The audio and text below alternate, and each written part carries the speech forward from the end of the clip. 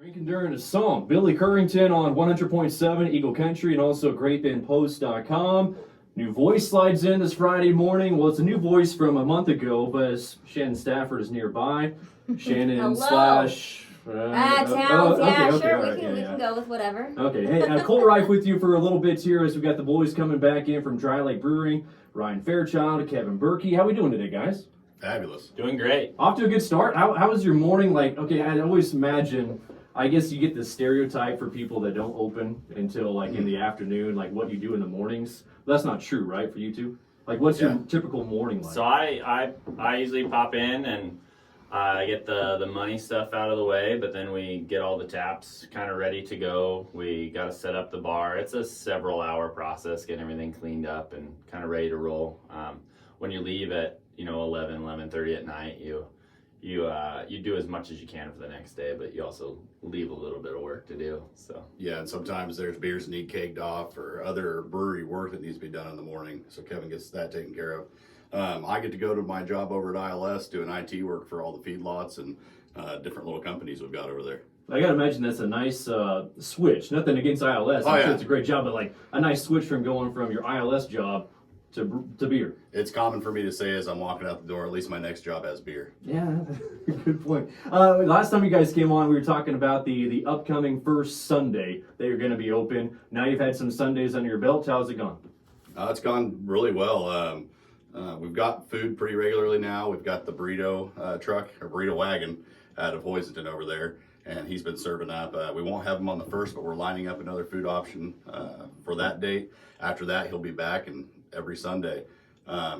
Bloody Marys have gone over really well. Just want to remind everybody that we've got Bloody Marys, beer mimosas, all your Sunday staples for get a little hair of the dog going. And the game will be on. Yes, on it Sundays. will. You got that covered. So again, your hours even today and then all the way through the weekend. Yeah, so today is today 11. is 11. It's not Thursday. So Thursdays we are 3 to 10. Friday, Saturday we're 11 to 10. And then on Sundays, we are 11 to 5. All right, we got some things we want to talk about, including potential Christmas parties, but what did you bring in today? We brought you 3 selections, kind of going from lighter to darker. So we've got our Blueberry Blonde, which it's October, so we decided to call it Blueberry. It's our Blueberry Blonde. And then we've got our Aniline, which is our Irish Red, kind of a malty bridge between that and our last one. I'm going to let Kevin talk to you about the porter. Last one is it's American style porter, so it's a dark beer, but it's really, really smooth. It's not very hoppy, it's not bitter, so it goes down really easy. A lot of caramel, real light chocolate notes, roasted, not necessarily coffee, so it's just real smooth, real easy to drink, especially in the fall. And we just recently named that one, actually. It's the Smoky Hills Porter. Smoky Hills Porter. Where do you get all your ingredients from? I'm sure it's a variety of places, but I mean, are you guys like a small grocery store somewhere in the back of that brewery that you have all these ingredients? Yeah, so we have a mill room that's in the back of the building where we keep all our grain. Right now we've got probably about 4,500 pounds of grain back there. And then we source most of our grain actually comes out of kind of the Colorado area. So all the barley is harvested in Wyoming, the Dakotas, and then it's actually processed in Colorado, so fairly close to us. For hops, we actually use a lot of hops that are actually grown and harvested here in Kansas, a place called Kansas Hop Co. It's in Ottawa, Kansas. And then a lot of the hops we use, most of them probably come from the Pacific Northwest, so the Washington, Oregon area. There's some hops we use that are British. There's some that we use that are from New Zealand, Australia. And then we use German noble hops, especially in our lagers that we make. So yeah. All right, you can give the sound effects. Go ahead. Yeah, that's what we're going to be doing. We're going to be sampling some beers with Dry Lake Brewing, Kevin Berkey, Ryan Fairchild, joining us on 100.7 Eagle Country and grapeinpost.com. More beer-themed music on 100.7 Eagle Country this Friday morning. That was Luke Combs. I know a Jeremy Combs. Any relation? No, I don't think so. No relation. All right. Kevin Berkey, Ryan Fairchild with Dry Lake Brewing joining us here today. All right, it is time to sample some beers, boys. All right. So what are we starting with? So we're starting with Blueberry Blonde, which is Blueberry, our Blueberry Blonde. That is based off of our Manon Blonde that we have out, and we just throw a bunch of blueberries at it. Really nice and approachable. So it starts off with a light beer, gives you a little bit of the blueberry tang, and seems to go over really well. How do you know, like, when did you figure out, okay, this is the right amount of blueberries to throw in? So what we use is actually, it's a blueberry puree. So it's 100% blueberry. It's just been concentrated essentially. And then we get that in 44-pound totes essentially. And then there's like a manufacturer's recommendation, and then different fruits have Different potency. Yeah, different strengths. So like for our strawberry, we next time we make our strawberry, we're going to go a lot heavier because it just didn't come through as well. But raspberry and blueberry, they pack a pretty good punch. And so our first time we did 2 boxes, so 88 pounds into 150 gallons. And that's what we ended up with. Fantastic color, a lot of residual sweetness, and just that real fruit note comes across on the smell, and like even in the head of the beer, it's prevalent. So yeah, it goes down really easy. So the blueberry, now, like, does that count as like a percentage of my daily fruit intake? I'd like to think it does. Like, does that still go towards that? Yeah. So, okay, like at least like 3%. Okay. Yeah. Ryan Fairchild and Kevin Berkey from Dry Lake Brewing join us. We talked about Christmas parties before we sample our next beer. I'll let you get that prepped up, Ryan. But talk about Christmas parties. I know you guys are already starting to get booked. Yeah, so we put in an event space. So we've got a really cool room right there off our tap room that seats 20 people. But we also offer on any night that we're not open, so a Sunday evening, Monday, Tuesday, Wednesday, we are available to rent out the entire brewery for a Christmas party. We've got quite a few lined up already, but we do have some dates available. Something that we've heard from a lot of the employers that have hooked up with us already is that they were kind of looking for that new space. Our tap room is able to seat 130 people pretty comfortably, and so you can have either a small gathering or a pretty large get together for an entire company. So if they want to get in contact with you, just give you guys a call.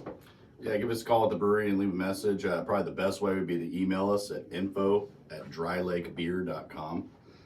That way it goes to both of us, and we can get back in touch with you as quickly as possible. All right, so before Christmas, although those might be booking up for Christmas parties, before that there's another holiday coming up, Halloween. You guys got a special event coming up on the 30th. Yes, we do. So Booze and Brews. That's going to feature a few events inside. So we're going to have a couple special drinks. We're going to have a caramel apple Moscow Mule that'll be on that night and pretty well that night only. And then we are also going to have something called the Witch's Brew, which is going to be a cocktail there behind the bar. We are going to actually be open until midnight that night. So we've had people asking, hey, why you guys close at 10? We got families. We like to go home and actually sleep before. Nothing good happens after 10 o'clock. Exactly. But we're going to stay open until midnight that night. We're going to have a few things inside. We have water pong going on there in the event room. And then we're going to have a few other little games. And dressing up, costumes are encouraged. There might be a few things that pop out if you come in with a costume. A few prizes. Yeah. And you get to smash a pumpkin. Yes. So Bike Brew Q, which is my other venture, I guess you'd call it, our charitable organization that helps support the Cystic Fibrosis Foundation. We're going to be smashing pumpkins out back. Also, there'll be cornhole out there. And Straits Country Kitchen will be serving up some food. But for $5, you come out, you pick your pumpkin, you pick your weapon, and you destroy it. I like that. It's very, very How many weapons calming. are we talking about here? What are my options? Right now, I've seen the big hammer, the sledgehammer. Yeah, so that hammer was brought up by Wichita Brewing last time. And so I actually have one being welded together right now. We are making another large keg hammer. And then we also have a home defense baseball bat. So it's weighted just perfectly to dome a pumpkin. So. All right, talk about this next beer we're about. Well, I already took a sample, but I cheated. But talk about the next beer. So this is Aniline. A lot of people order it as an Aniline because it's named after my daughter, Annalyn. Honestly, added the E at the end because it sounded more Irish to me because it is an Irish red. This recipe was kind of let's brew an Irish red. I've had this Irish red recipe we've been working on for a while. It's like, well, let's pump it out. And it went over really well. This is, the one and done first revision of this beer, and it came out just the way we wanted it. Yeah, very successful beer. All right, so we got the Aniline going on right now. Next beer we're going to taste is going to be what? Sneak preview? It'll be the Smoky Hills Porter. Smoky Hills Porter, good one for October. We're talking with Kevin Berkey, Ryan Fairchild from Dry Lake Brewing, joining us this Friday morning on 100.7 Eagle Country. The GreatBendPost.com, Cole Reif with you, Kevin Berkey, Ryan Fairchild joining us from Dry Lake Brewing. We talked about their Halloween party coming up on the 30th. Should be a pretty good deal. I mean, are seats or availability still there? Oh yeah. Big thing is we always like seeing how many people we're anticipating. So we have a Facebook event going. So if you are somebody who partakes in Facebook, go on there and take a look at the event and let us know if you're coming or not. Right now we've got about 90 people that say, hey, we're interested, and at least half of those have marked, hey, we're coming. So we expect to have a pretty good crowd that night, especially since we're going to be open until midnight. Something else we're looking at doing is at a certain point, we're going to convert the patio to kind of a dance area and put some dancing music out there on the patio. Dance parties at Dry Lake? All right, okay. It's out of my comfort zone, but I like it. They wanted to do it, so. And the pumpkin smash definitely is all ages. We'll have that going pretty early. So if you want to come out with your kids and let them, grab a bat and take out some anger on a pumpkin, feel free to. I got a 3-year-old that might work out pretty well. Yeah. We have smaller implements. We have goggles. Like as you get into the, as we were moving through October and even closing on November, do you transition your beer flavors, if you will? Do porters sell better, stouts when it starts to get colder, or is that just kind of a seasonal thing that doesn't matter? Kind of. So actually something that we're doing right after Thanksgiving is we're actually doing a collaboration with Center Pivot Brewing, which is out of Quinter, Kansas. They're actually going to come down and we're going to make a holiday porter. So we're going to take our porter and then we're going to add cinnamon and vanilla and some other spices to it. And that we're hoping is kind of a winter warmer, something we can have around Christmas time. Do you have a true Oktoberfest beer? We do. We did. We to tell the Oktoberfest story really quickly. Oktoberfest started out. The reason it's in October is because way back when in Germany, they didn't brew beer in the summer because the temperature control didn't exist at that time. And so they only brewed during the winter. And so they would brew a little bit higher gravity, which means a little bit higher alcohol, a little bit more malty bodied beer at the end of the summer. And then they would cellar it. They'd put it down in the cellars until they were able to really have beer again, which would be September. And so end of September is when they were able to drink again, and that's when they would pull this beer out that they brewed in March. And so Oktoberfest beer is a Marzen, which is a March beer. And it would be a celebration of, hey, the beer is back, and we're ready to make it again and have it available. And so that was kind of the driver for it over in Germany. And then that beer style, emigrated over here. Sam Adams is really the big one that brought that nationwide. And so we brewed it end of July, had it ready to go mid-September, had a big Oktoberfest party at the brewery, went over fantastic, and that beer lasted 6 open days. So I mean it turned around pretty quick, and we've had a lot of people ask when that one's coming back, and we're next year. Next September, October. It doesn't pay to have an Oktoberfest beer during January or February. Yeah, I think maybe next year we'll brew about twice as much of it though. So there you go. Okay, last beer that we're sampling, boys. This is our Smoky Hills Porter.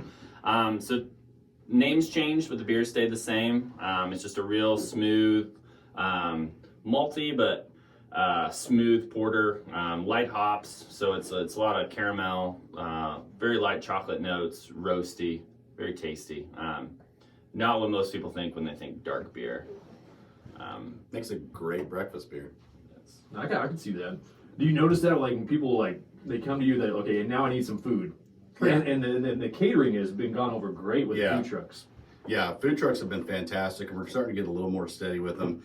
Big deal on that is we were a new kid on the block and trying to get people used to us, and now that they see how much business we can bring them and how well it sells and how much people enjoy the food, they really want to come back. We've got a couple that are scheduled, they say, hey, we want to do 2 weekends a month. Hey, we want to do 2 days a month.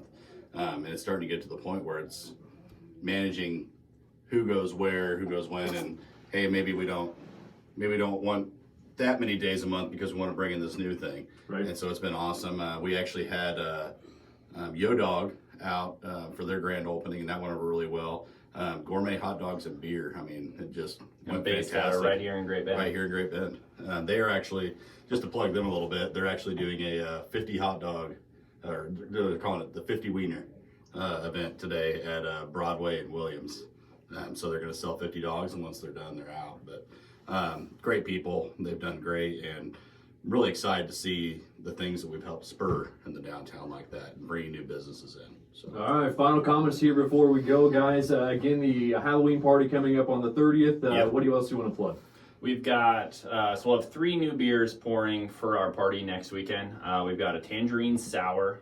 If you were in there and had our Flores guava sour, it's the same base on that, but this time it's getting hit with a massive dose of tangerine. So it'll be very floral, fruity, tropical with a nice sour note. And then we also brewed a West Coast IPA. We've had a lot of people come in and just tell us they want more hops. And so this is our first really experiment with a real light beer that's heavily hopped in that West Coast style. We'll see how that goes over. And then Wichita Brewing has been a really good partner for Bike Brew Q. And so the last 2 pumpkin smashes, they brought their Yumpkin pumpkin beer in. And so we actually have a keg of that we'll tap next Friday and have their pumpkin beer on tap and available. All right, everybody can see you at what time today? Everybody can see us at 11 o'clock today, and we will have Lost in the Sauce serving up all day today and all day tomorrow. You know, some fantastic tacos, loaded fries, and smothered burritos. There you go. Guys, appreciate it. Appreciate the samples as well. We appreciate Thank you. you. That is Kevin Berkey and Ryan Fairchild with Dry Lake Brewing. That'll do it for this edition, this Friday, this month, of our chat with Dry Lake. It's Cole Reif, and back to DJs that have more knowledge, and they'll get you back to the music on 100.7 Eagle Country.